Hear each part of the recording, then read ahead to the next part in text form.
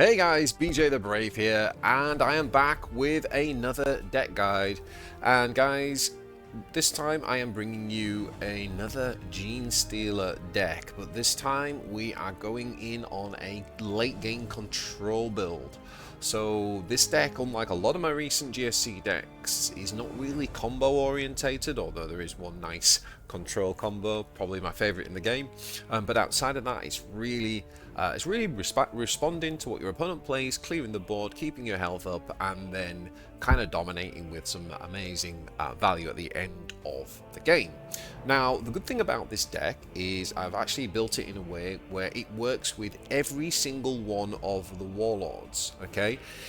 So, I genuinely feel like Saffa is probably slightly got the edge, but I'm going to show you a game where I used Magnus, and actually you could even use Cesari because this being a control build, there's going to be times where you can obviously use the ability to clear the warlord, clear a unit and put a sabotage in your opponent's hand, forcing them to spend the energy to do that, which does play into a control narrative because it obviously slows them down.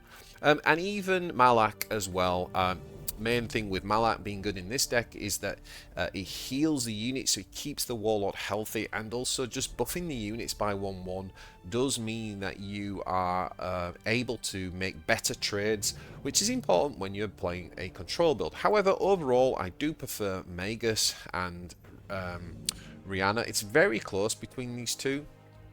I'm going to show you a game with Magus and some games with Primus, but the thing with Magus is it's the ability to pick something that's close to the curve where you're at, right? So if you're in the mid game and you're looking for those 4s, 5s, you can find something like that. If you need to find like a 1E Genestealer Familiar for flank, or it's late game and you're just looking for late game value, you can do that too. So Magus brings that to the table, whereas Saffa again just gives that flexibility of sometimes it's the heal. Particularly healing on things like a Locus that's down to 2 health, that's a favourite of mine, heal it back to 3 and then he stuns again, or obviously using it to just choose what you need to draw. The deck does run 10 stratagems and 20 troops, so you can you can choose what you need for the moment. So anyway, let's get into the deck itself. Now, what we're looking to do here is in the early game, we're looking to find particularly our 3-drop, so our Biophagus, our Locus, or we are looking for our backstabs are good in the early game to help sort of just survive and get clear, and obviously make our opponent spend energy on sabotage. And lining weight is also really good. We do run 2 copies. One of them we usually want to stay for later in the game. I'll show you some examples of why. But one early on things like a Biophagus is really good, because basically what it is it's just another Biophagus, right? It costs 2 energy to replace Biophagus, and then you put 1.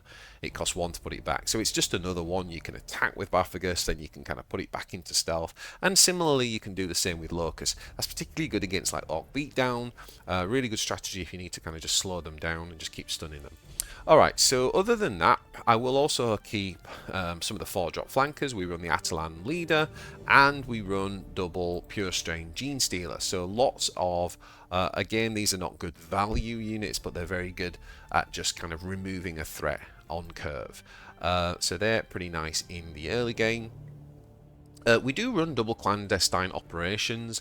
This is to just help sift through the deck, really. It has got good synergy with Saboteur. I did think about cutting this. This is one card I'm not sure about, and I would be tempted to test, where's it gone?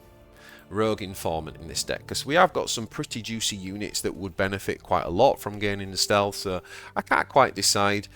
This is slightly better in the setup, whereas the Clandestine is just a little bit better in delaying your opponent because it's forcing them to spend the 2 energy.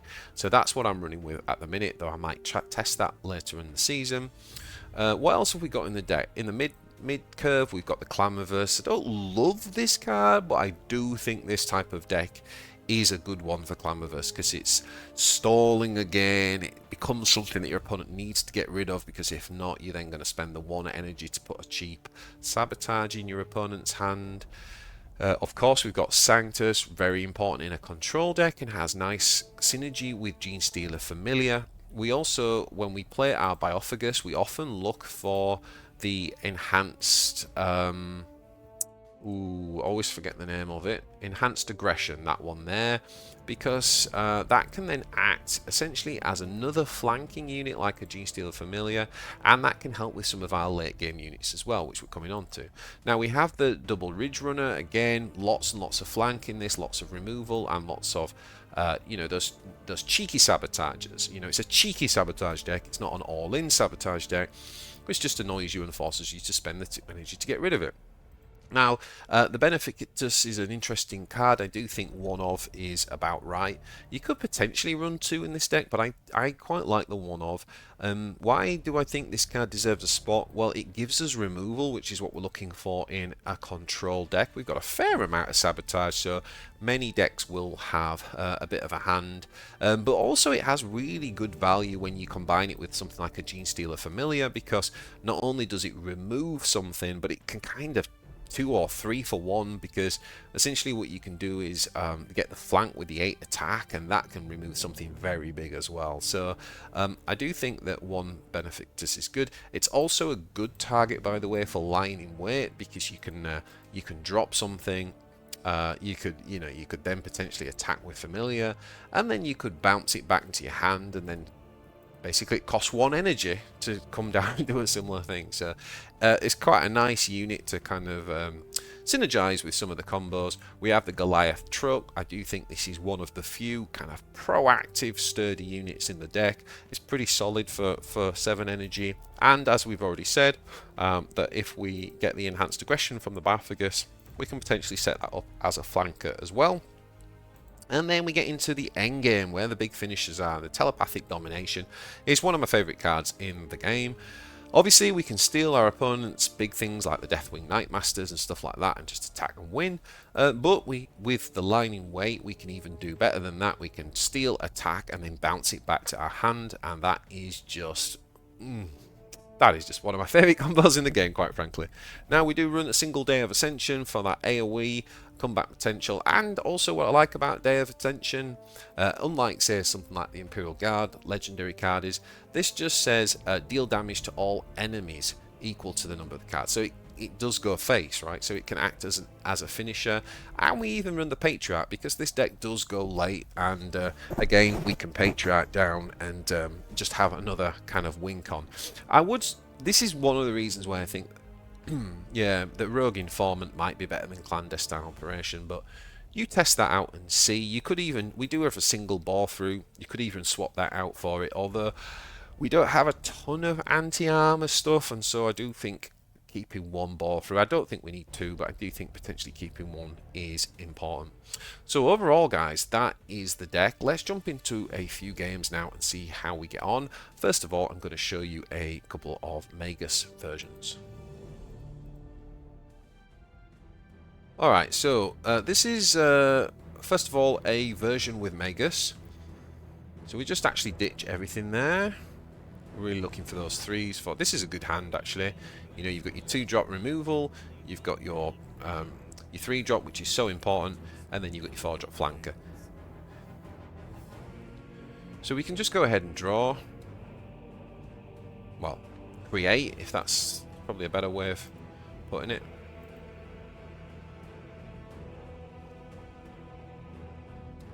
And we go for the Jackal Scout, because we can try and sort of get a bit of delay tactics going on. Azrael going for quest points. Now we can just drop the Locus proactively. And Azrael getting more quest points, and puts his first secret in the deck. So we actually decide to do it this way with the Backstab, and that's because we want to kind of delay his strategy as much as possible. So by doing it this way, we can kind of stun him, we can give him a sabotage card that he needs to get rid of, and we can still draw as well. And as you saw there, the benefit of Magus, we can take the Clamavus because we know next turn it's E5. So that's some of the nice flexibility with Magus. Now he does get the Terminator on curve.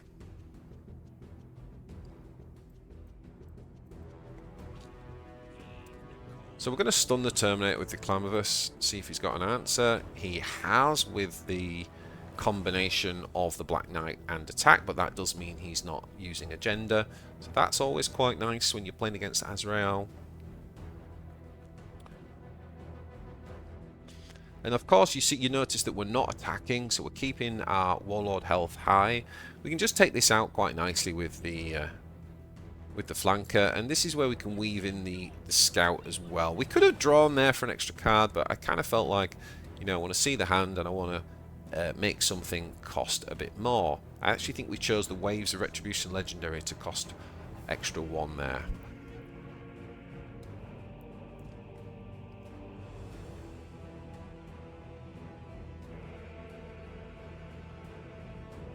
So we go with the Goliath Truck, and we're just literally going to... yeah, I'm not really sure about the Jackal Scout trade in there, to be honest, but... Now, he did have the 7E, I pressed fast forward there, but he did have the 7E hard removal, which is a bit unfortunate for us, to be honest. Puts him in a decent spot. So I'm actually just going to drop the Patriarch for... see what he does. Like, what does he... What he probably should do is use the little cheeky 1-drop to kind of test what this is. But instead he just goes with the rear range damage, thinking that a lot of Genestealers have 0 for that, and he takes a lot of damage to face. And then he uses, yeah, 2 units to kind of to get rid of the Patriarch.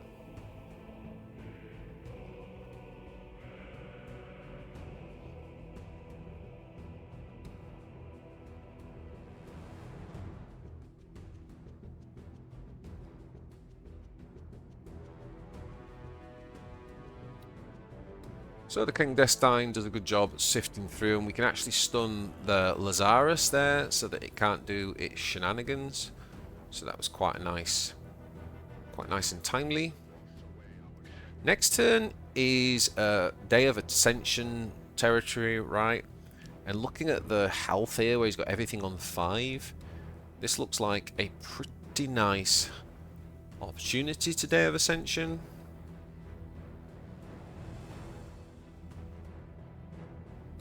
So down it goes, and we reset the board. And this is another reason where a Day of Ascension is quite good, although Dark Angels are quite challenging in the late game. You know, when we're into E11 now, we have some wicked late game combos, right? You can already see we've got the Telepathic and Lining Weight in hand.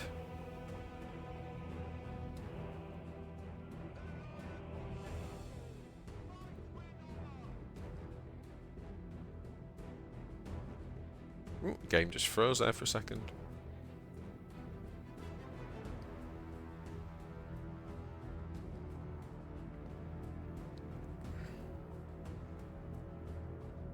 So I think this is an example of yeah, I think we Benefictus. I think we are... Do we bounce it with Lining Weight? Actually, we don't bounce it with Lining Weight. Okay. We're just going to leave that up and say, you know, there's some pressure, there's something that you've kind of got to deal with.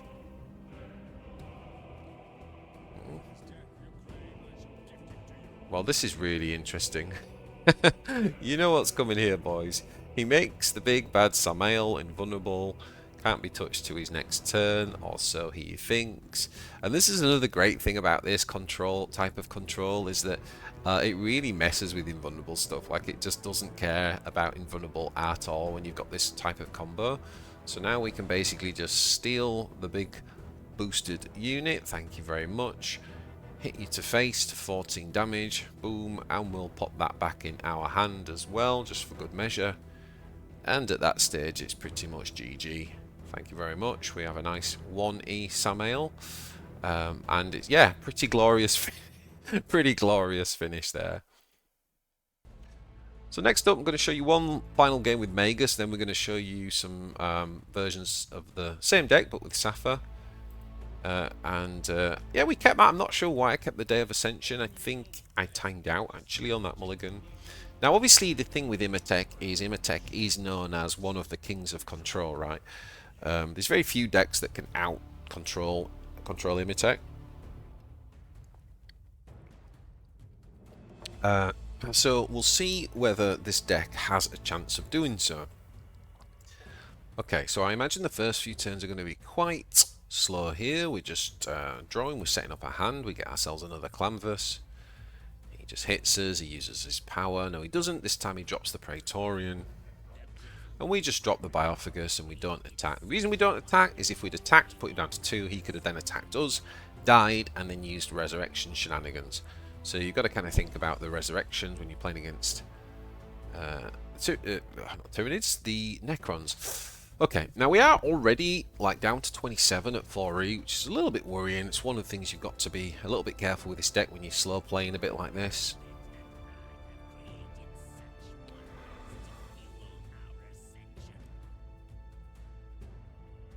I think we went with enhanced resilience here as opposed to the flank. I think that was more like paying attention to the kind of hand that we have right now. Obviously that works quite nicely with Locus and things like that. Potentially even with on Clamavus it would have been good.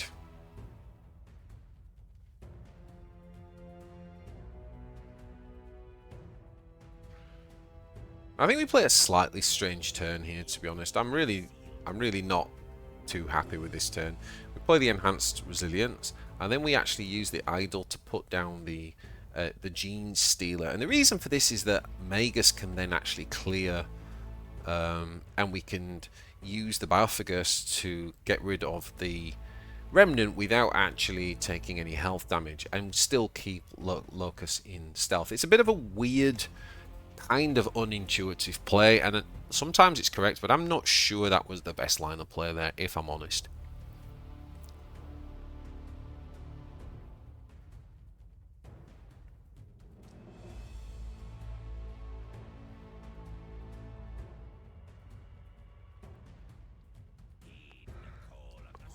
The good thing about this play is that we do guarantee double stun, but he has the Doom side that comes down, and with the Warlord power he's still able to get rid of Locus there for free. So maybe getting Clamavus shielded up would have been a better line than the Locus on reflection. So again we're trying to clear out his remnants. We got a lot of stuns here. And we're going to go with the Vox Hacker rather than the draw. Put a bit more pressure on his hand.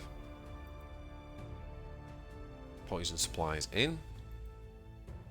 He attacks that and he brings down the Psychomancer and gets rid of the poison supplies. So we're now coming up to E8.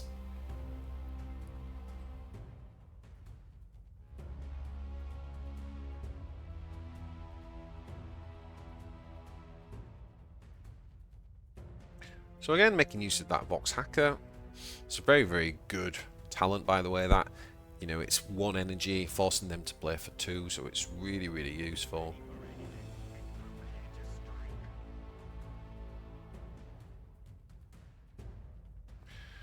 So we actually decide, rather than just clearing the remnant off, that we're going to take the damage to face and use Bore Through to clear his board instead, but he is going to use the Technomancer to resurrect the body.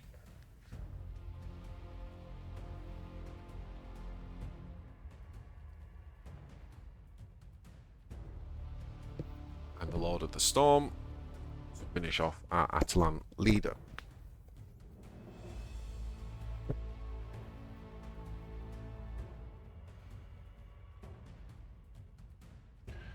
And he wants to clear out his hand as well. Oh, and he had the Extermination Protocol, so lot of resources used that turn, but he has been able to turn the board around quite nicely, to be fair.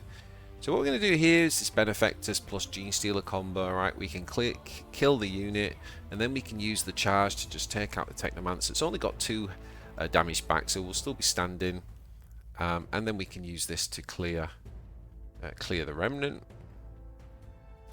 And now down comes the Necron Lord. Obviously we have got a choice of Telepathic Dominion here, but without the lining weight and him not being at kind of finishing potential, we have got the lining weight, so now we have got the option to take it, but We've also got time on our side in the sense because we've got the Clamavus, right, which can sort of just delay the game. Put this in his hand, give him something to think about, and let's look to draw. I think we're going to take another Goliath Truck. So what does he now play next? Well, down comes Oberon. Gets rid of the jammed communications, and now we have a beautiful turn lined up here. I don't think we've played that well, to be honest. I think some of the choices and lines of play have been questionable up to now, but this is really good, right? Because now we've got the perfect setup, and knowing you're playing against necrons, like, you always know that this guy can come down in control, so he's a very good target. Makes the trade, and then we get the lining weight steel as well, putting that back into our deck, and we should be able to just replay for one, but instead what we do is we go with the Vox Hacker to try and maximize the value. Again, that's a questionable, it is a questionable move, to be honest. Perhaps we would have been better off playing down the tempo there of Oberon.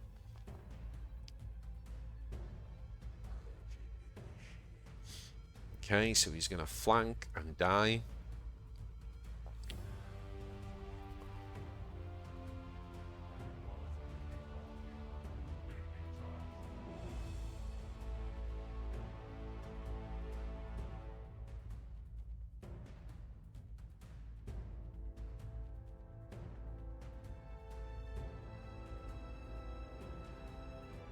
Okay, so we're going to use our flanker to get rid of his vanguard.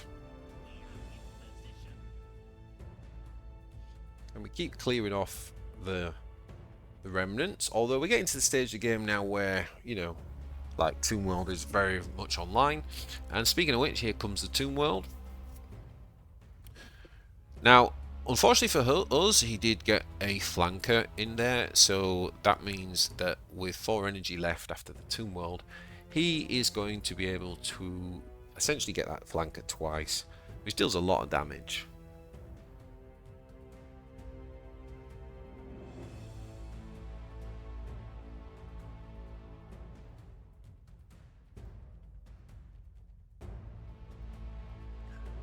So we Day of Ascension here.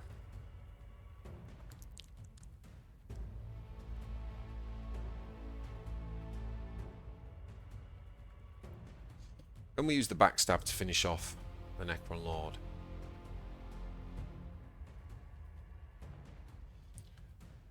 So we decide to go 10 to face, and we only cleared off the one remnant that was particularly threatening. But he does make us pay for that a little bit here, because he's got the Technomancer into the hard removal. That really is painful. On the one hand, though, you could say, you know, he paid 7 energy for us paying 1 energy. Remember, that cost us 1. So it's a nice tempo game, but it's the combination of obviously having the Technomancer and getting these back, which is what enables him to make up for the tempo. And so now we're just kind of in a position where we've used a lot of our tricks and tools, and he's managed to kind of come back and stabilize the board. So now we're in kind of like desperation mode. We're looking for flankers. We're looking for kind of any way to clear. So we've got the Ridgerunner. We choose another Benefictus. But we go with the Ridgerunner here. And we drop the Locus. And that gives us a 4 powered flanker on the Trooper. And that will probably attack Technomancer. And then we'll just clear that off with our Lord.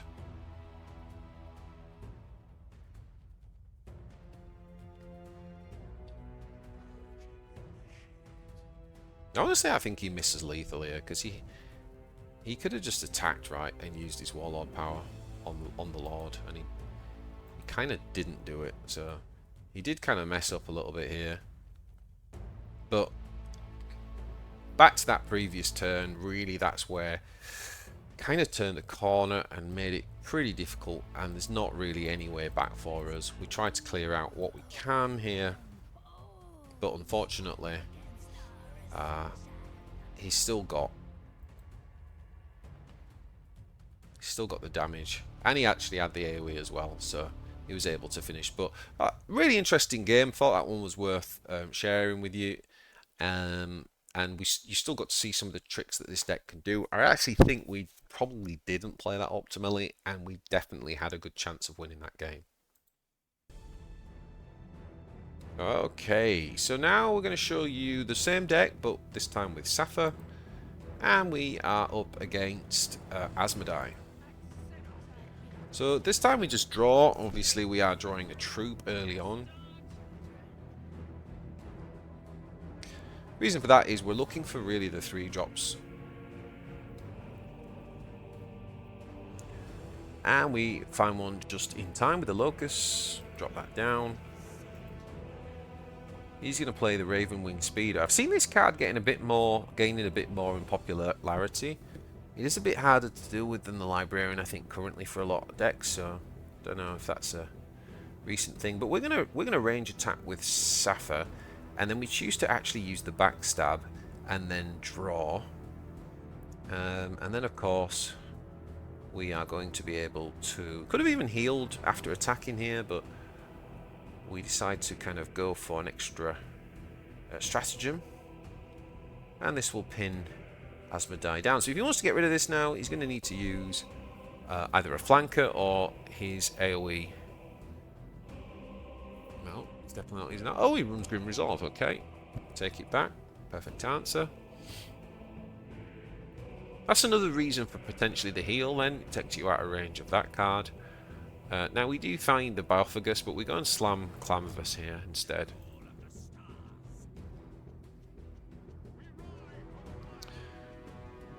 So between the Black Knight and the Warlord talent, he can clear this. But of course, we trade with him and kill the Black Knight as well, so we still have good board priority, right?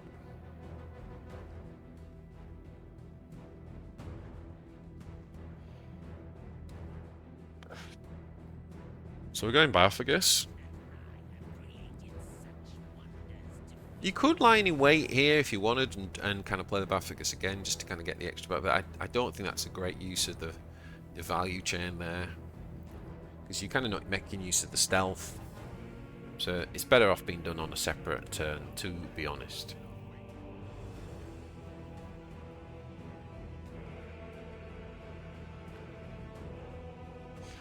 And so this turn, as you can see, we could just drop the Goliath, we could drop the Ridgerunner, but I think we go for a real kind of like we go for a value turn.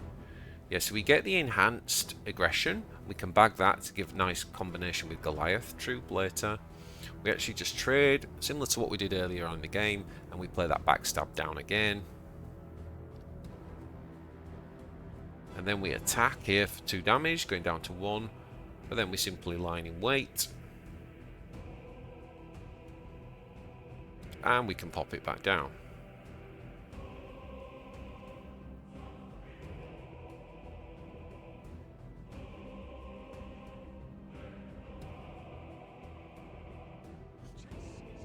Okay, whenever you see this unit drop, you get scared because you know they're going to go off and try and get as many quest points as possible, which he does, and he has secret agenda. And every time he hits that 3, obviously he's going to do 3 damage. And he does find his mark, taking out the stealth unit. Now he's going to try and get a little bit of burn damage on face, no doubt. Agenda him with his Warlord, and there's another 3 damage. Okay. So we want to deal with this.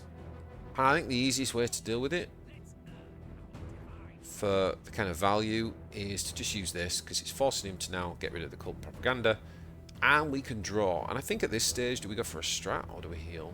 I think we actually heal here. So we could have easily gone for a strat, but we decided to heal. I think the heal was more about taking this out of range of his Warlord plus the ping, right? He has to invest something a bit more, and he had the second Grim Resolve, so fair enough. He still has this he's going to want to get rid of.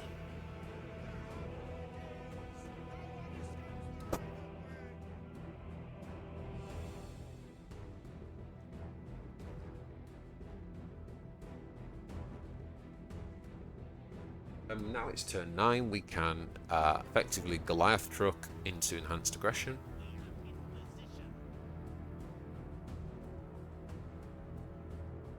And we can now just take this out easily, and that gives us a nice dominating board.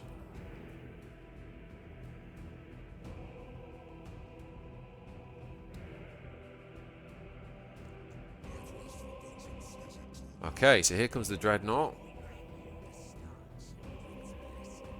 Dealing that random damage every time he gains quest. So he kills one, damages the other. Back to our turn. So we're going to perfect ambush the Goliath Truck.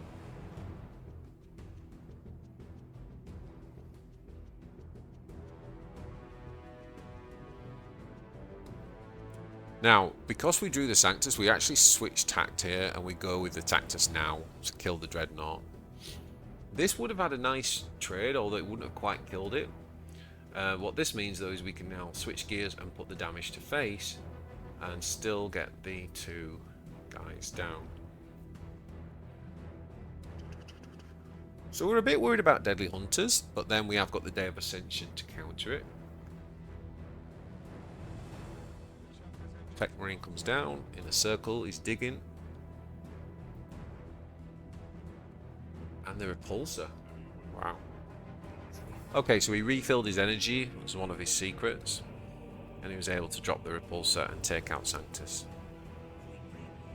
Fair enough.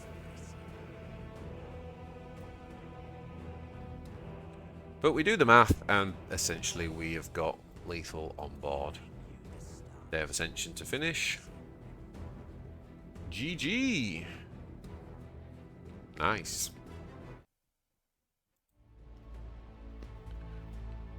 Alright, next up we're against Denkler.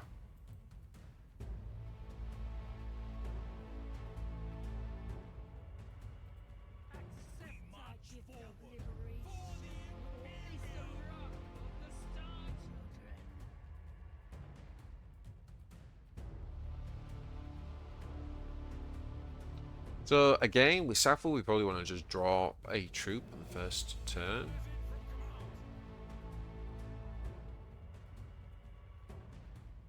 Tempo Vox, huh?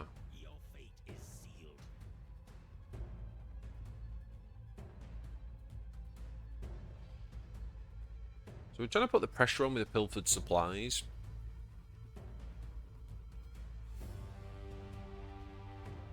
Summary Execution, wow.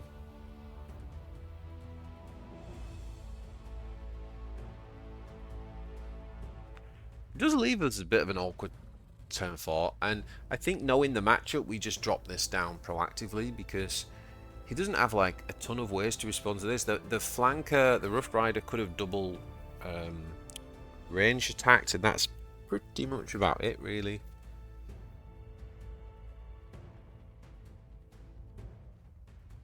Down comes Clamavus, keeping up the tempo. He drops the Armored Sentinel in response. We can clear that quite nicely with the Purestrain. Does trade, so he kills our Purestrain, but we're able to play the Vox Hacker. Keep that kind of pressure on his curve.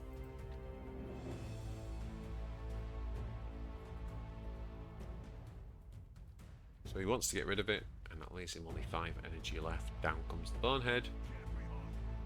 But being Denkler, he could just make that flank. So he does, and he takes out the Clamavus.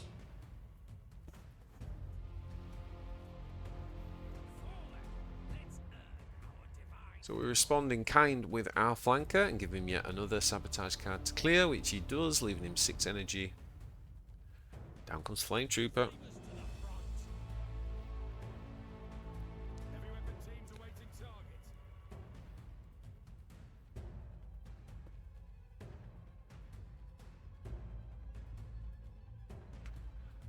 So Guard don't like to get behind on board too much because they don't have a lot of come from behind mechanics.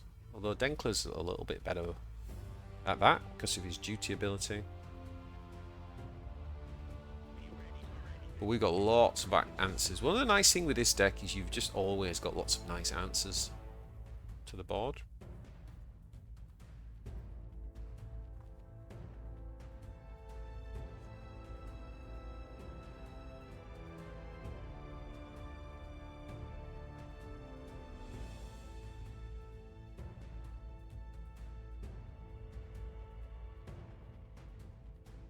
Commissar.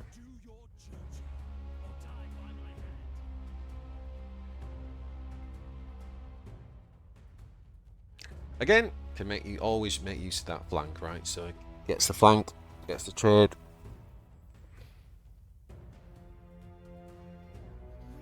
We're going to Benefictus, and we're going to use our ability. Often towards the late game, I start to look for stratagems, but it depends what the hand looks like. And there we go.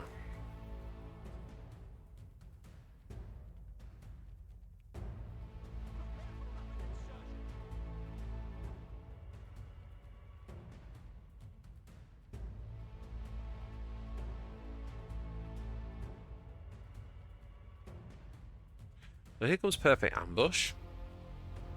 So we just stick this on the Benefictus and have that nice 8 versus 8 free trade. Being invulnerable.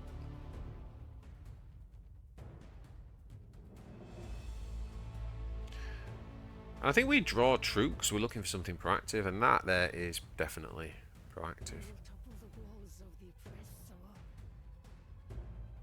I feel like we turned the curve at this stage where we can start to kind of play a bit more like the beatdown. That's why we actually attack there.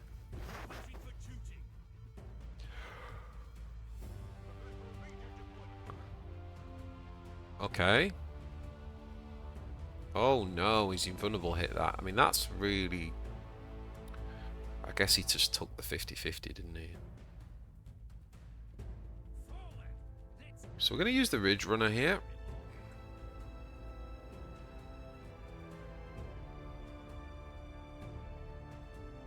And Backstab. And honestly, I'm hoping we do 8 damage to face and then line in weight it.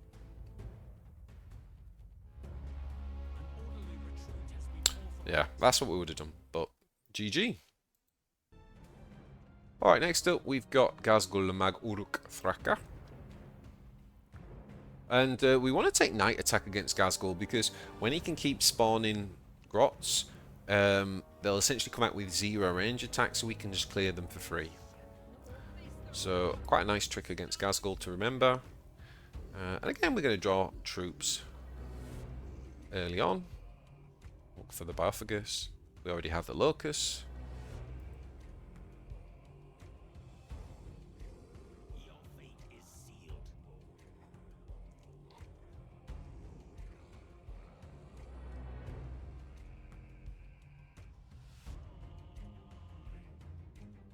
So you can see there, spawns the grot, but he's got 0 range attack. So we can just clear that off with our Lord. And then the stun is going to hit precisely where we need it to.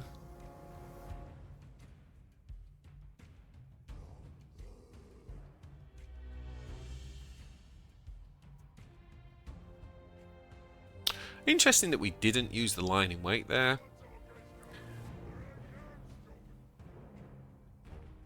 But we couldn't have replayed it on the same turn, so ultimately that's why we did it. Now what we're doing here is we're going to clear 1. I'm going to backstab. Now the question is, do we attack or do we heal? Okay, so we actually decide to just bounce the Locus. Kind of play it a bit slower here, and the stun is kind of important against the Orkz. So he uses his turn to clear out the sabotage cards. Presume that's hitting face, which it is.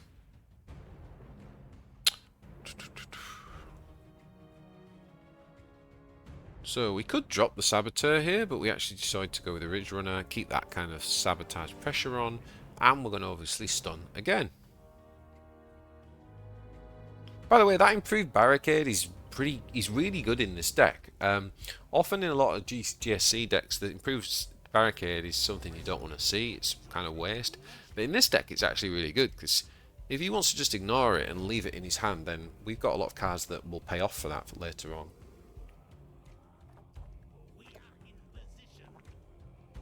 So we just use the Locus for the trade here and say, okay, you know, you've either got no mucking about, well, he hasn't.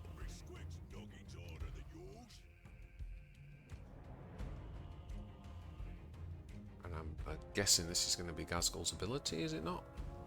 No, drops one Stormbolt, interesting.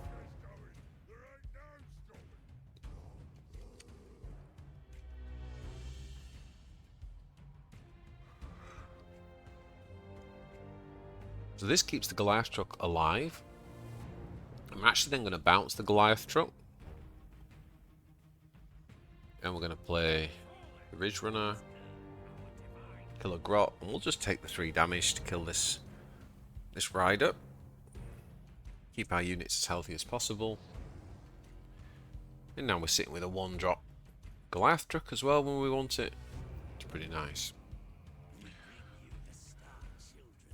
Okay, so the Scorcher does kill 1 of the Neophytes.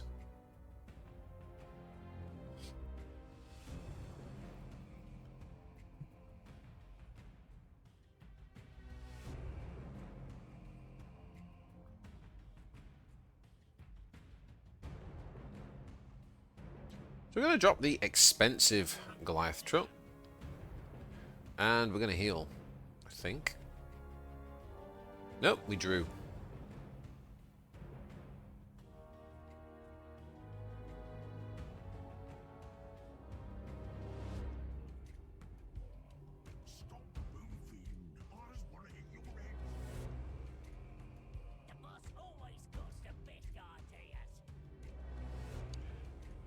Okay. Drag it down.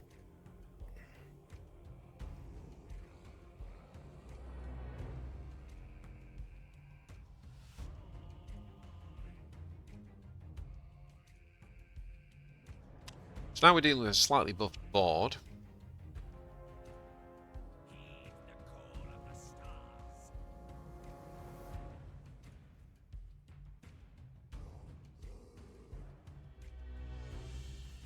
I'm not sure what happened there. Did we just run out of time? I actually think the replay is doing something wrong here. I think it is. I think the replays left stuff on the board that wasn't there. Oh, that's very annoying. Yeah, it has, isn't it? Showing the bore through value there. Yeah, because this AoE would take out like pretty much everything on the board, right? But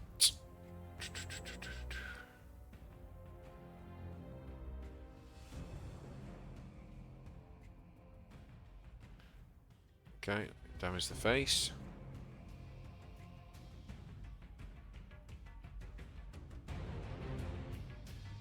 Yeah. This Ridgerunner's not on the board, is it?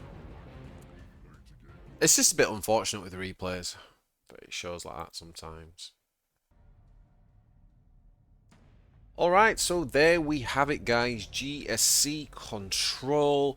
Now, obviously, we are anticipating the balance patch, and if we do see any nerfs to the sort of Orc aggro, particularly the Mozrag build or things around the what do you call them, the squig bombs, then I think this deck could be in a really decent position. It's got some pretty good matchups. Otherwise, it can struggle if you get very fast sort of beat down that has a lot of range. But other than that, hopefully those games just kind of like showed you how the deck plays and some of the really interesting combos. I think this is a really fun deck, and as per usual, the GSC faction just showing the flexibility and so many different ways that you can play it. So yeah, let me know in the comments what you guys think. Appreciate all the support as always.